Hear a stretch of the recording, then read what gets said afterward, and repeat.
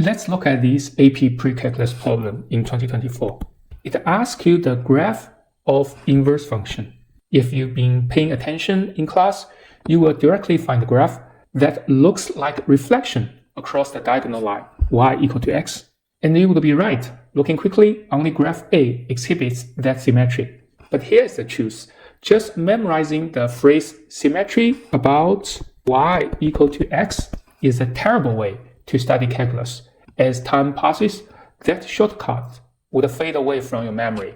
To master this concept and prepare for future challenge in Calculus BC, we have to reason from definition. Let's define a function and its inverse. Think of a standard function, fx. As a mapping, it takes an input and maps it to a unique value, output. An inverse function does exactly the opposite.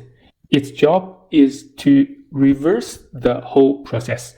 It takes the output y and map it back to x. Now let's translate the mapping concept to the graph. We establish that an inverse function switches the input and output. If the original point is xy, then the inverse point must be yx. So let's say on a graph, if the original point is 0, 1, then the inverse point must be 1, 0.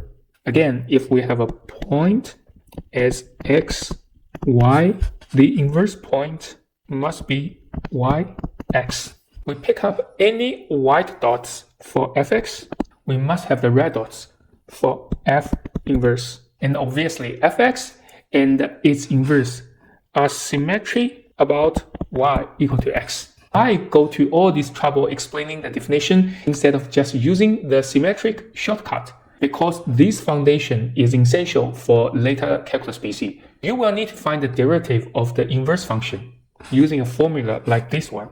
F inverse, take the derivative, equal to Fy, take the derivative. There are hundreds of complex formulas to learn in calculus, and relying on memorizing them is impossible. But if you have visually that an inverse is about swapping xy and yx, you won't need to just memorize the formula. You will understand why the slope is the reciprocal. By starting from definition reasoning today, you will build a foundation for success.